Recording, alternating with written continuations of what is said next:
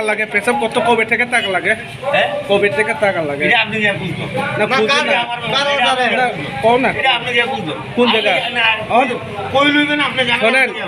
আপনি কই গিয়া লইবেন এটা আপনার ব্যক্তিগত পেশাব এটা আপনার ব্যক্তিগত আপনি গিয়া বুঝতো পেশাবে আপনি গিয়া বুঝতো না পেশাবে কি টাকা লাগে আপনি গিয়া বুঝতো কোন জায়গা